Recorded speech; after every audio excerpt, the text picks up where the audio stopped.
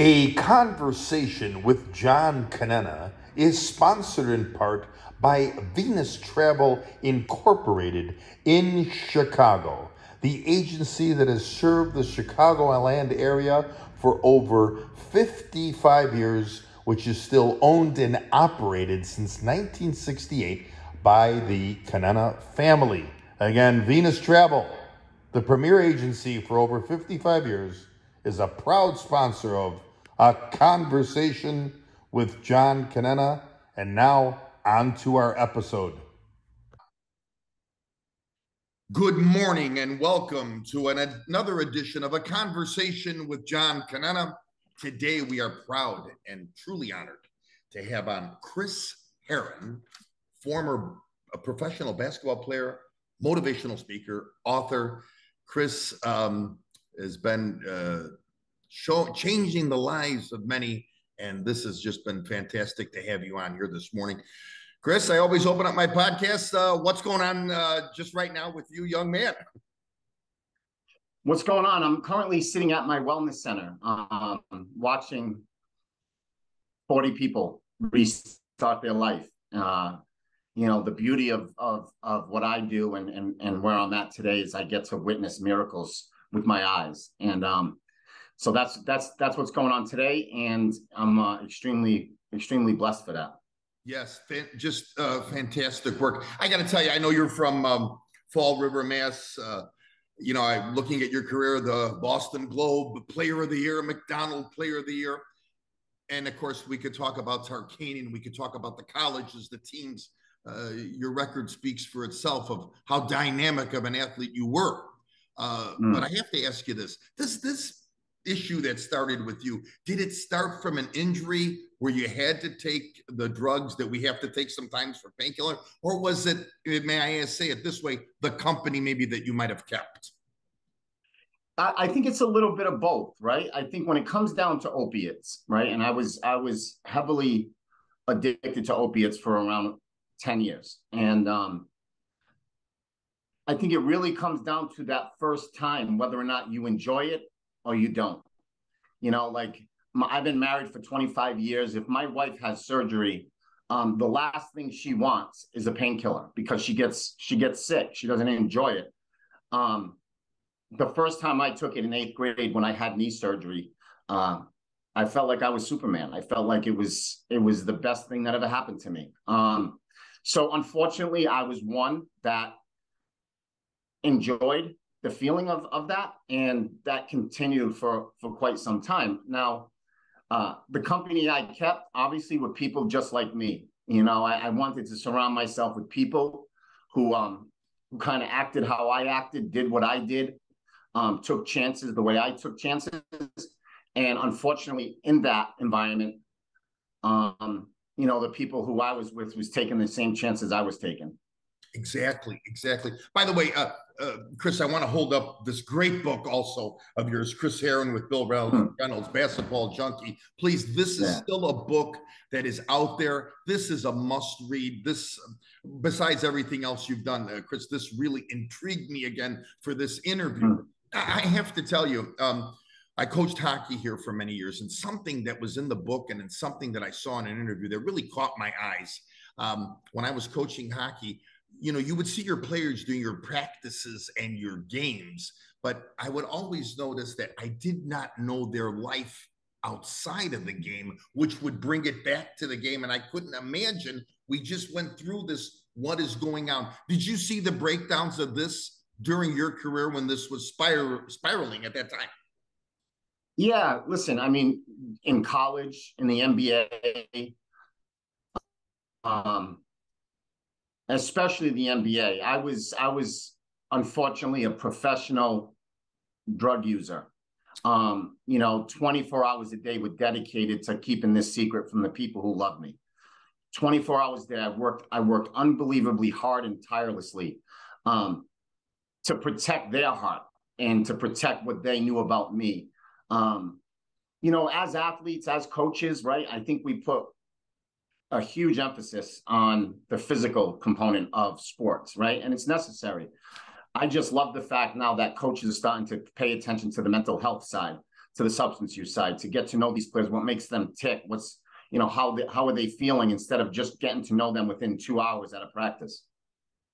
Right. Did you think that at the time when of course, you're on the drug, where, you know, you're going through this process, did you ever think, wow, you know, nothing's wrong with me? Is that the question? Did you know that, you know, you were like Superman out there, correct? Yeah. I mean, listen, unfortunately and sadly, right, this was probably the toughest part about my addiction. Was I was alone, right? I was alone. Right. I was incredibly lonely. I was incredibly alone, isolated. You know, that was the battle. You know, the battle was the internal conflict inside of me, knowing that one day this was going to go away. And it wasn't going to go away because of my talent. It wasn't going to go away because of my physical abilities. It was going to go away due to my addiction. And I knew at some point the wheels would fall off. And I try to tell parents that all the time. Don't be afraid to check in early, right? Because early interventions, it changes lives for people, right? Everybody kind of waits till the wheels fall off. And you know, multiple times in my life, people were afraid to intervene. Even if they thought it, they were afraid to broach the conversation. But, you know, as an athlete, as a professional athlete, as a college athlete, I knew at a very young age, when I got kicked out of Boston College for 3 failed drug tests at 18 years old, I was just in Sports Illustrated. The whole New England area was excited about it. And I was called into my athletic director's office, and he said, "Christopher, I'm so sorry, but we can't have you here."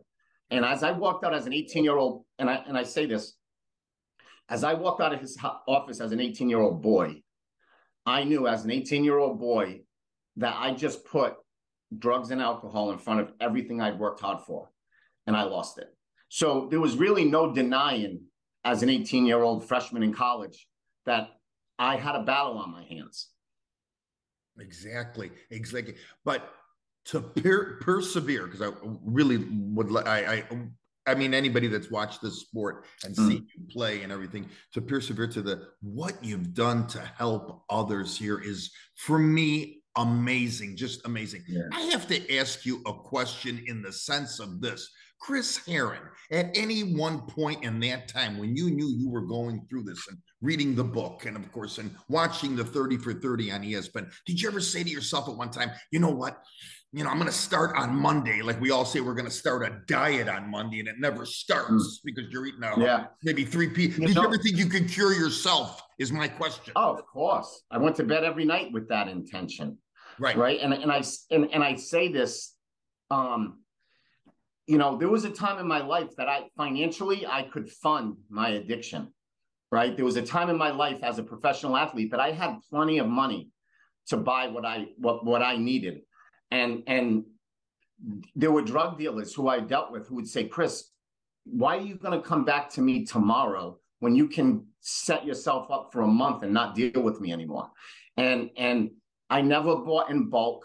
I bought on a daily basis because truly believe in my psyche, I believe this was going to be my last day, that I wanted it to be my last day, that I didn't want to have extra to go. I wanted that night when I fell asleep to say, you know, tomorrow's going to be different. And tomorrow's going to be different took around 10 years. Wow. And again, Chris, not knowing this as me, the person, the addiction is just, what can you compare it to? Meaning in the sense of the want or the need. I guess I'll break it down that way. I mean, it's the want and the need. It's food. It's oxygen. Right. You know, I mean, listen, the reality to addiction is, you know, we put everybody who loves us behind it. Addiction comes first, and it did for me. And it's tragic. I mean, I loved my children. I loved my wife. I loved my family. I just had this monster that had not been dealt with, that I was battling with every single day. Incredible. Chris, what makes you make that turnaround? Because I read the stories of how, like, the great Chris Mullen and his wife were there to try to help you. I mean, just to bring up some people. What finally, you know, when you get to this point now, you've been free of this. What is that major turnaround that makes you become this great thing that you are doing here now in life? Sure. You know, I had to get to my baseline, right? Here I was. Here's the picture. It is 2008. I am in one of the worst treatment centers, that considered one of the worst treatment centers in New England. It's in my hometown. I'm watching the Celtics play for the NBA championship as I'm sitting there detoxing off heroin. I had to understand who I really was. Like, I had to take a real inventory of the person I've become, not who I could have been, what I should have been, who I currently am. And I was a father who could not provide for his kids. I was a husband who could not provide for his family. I was a person that really added no value to my family, right? I just kind of took and kept taking. And once I went to bed at night and I knew that I was in a deficit, right? I'm not, you know, life is not good. I can make it look good. You know, people can say to me, oh, you played for the Boston Celtics. Life wasn't good and life was very hard. And once I understood where I was, I started to build up from there. And listen, being an athlete, it was extremely, extremely beneficial for me. Because recovery requires, you know, it's due diligence, it's hard work, it's commitment, it's unfortunately extremely boring and repetitive. But you have to fall in love with that process. You have to fall in love with hearing the same story, reading the same sentence, going over the same chapter, working the same step. And it's very repetitive. But that, I had to find gratitude for that. You know, and I have to say, your dedication and your work ethic, I think, even though it came from you being that athlete, because you knew what you had to do as an athlete, and now you know what you had to do to get over this hump. Talking about the Herren Wellness and, of course, the wellness program, it starts. Does it start around 2011? I think. Yeah. No, Herren Wellness started in 2018. Okay. My foundation started back then. Herren Wellness, you know, currently where I'm at right now, you know, my wife and I, 5 years ago with our children, we pushed our chips in, you know, like it was a serious risk we took at that point in our lives. But I dreamt of this. I dreamt of this moment, you know, the fact that I could treat people the way they should be treated. And you know, I can stand by my integrity on helping people at their toughest moments. And not to mention, like I said in the beginning, not many people get to witness what I witness on a daily basis. Right. Oh, not many people get to see that. Chris, you're seeing all different types of people. It could be the business owner like me. It could be the athlete. It could be anybody. It could be the older person. You are attracted so many people and helped so many people. And again, is basically the biggest cause, you know, the drugs, meaning if it's the drugs that we take to heal ourselves, you know, here in Illinois, we're hearing so much about a drug here called fentanyl, which is, I don't know. Again, I hear from people that it could put you on this power trip, but again, something like that to be helped with has to be helped with by somebody like you, like a Chris Herren, correct? Yeah.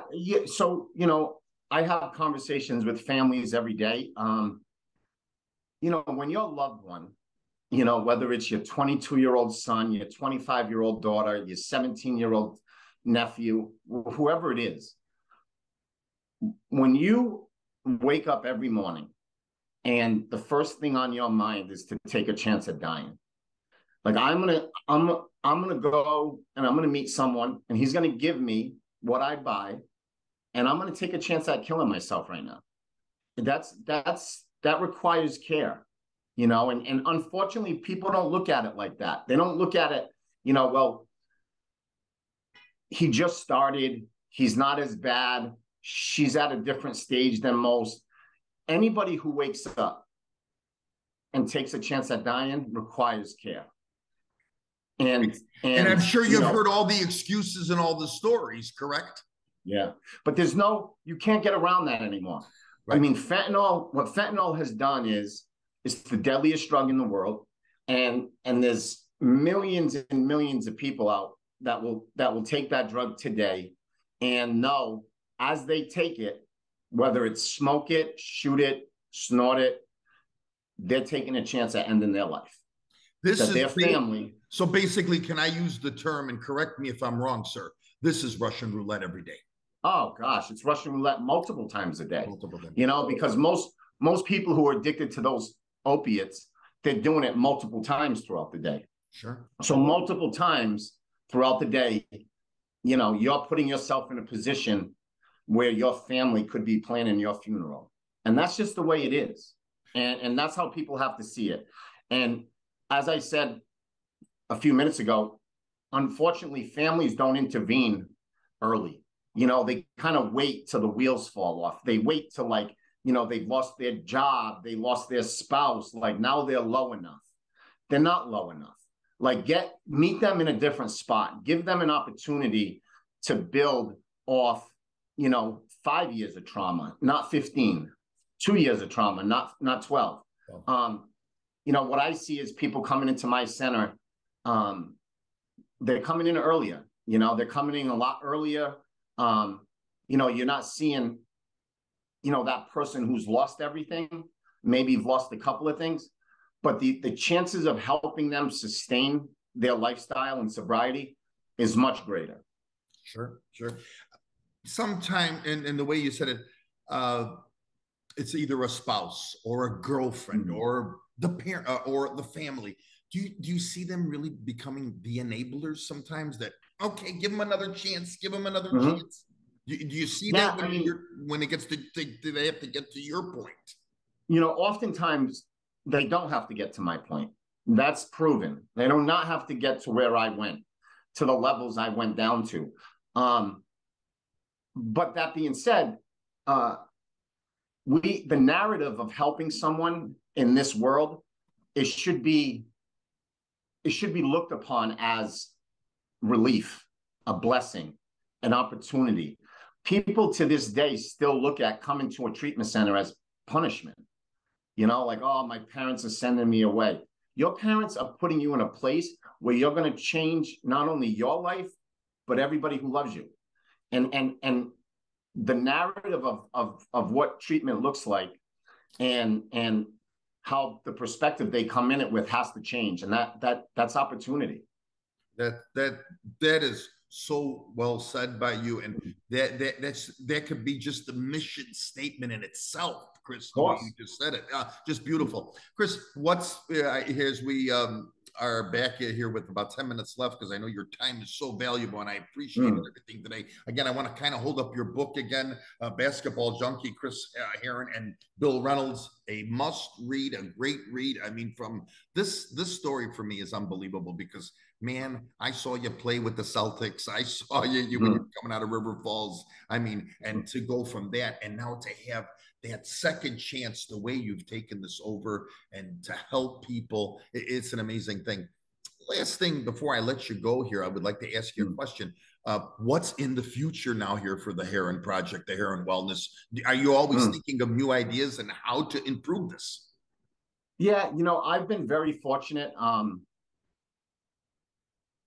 I live one day at a time, right? Like, I'm not as cliche, as corny as it can sound to people. There is nothing better than living one day at a time.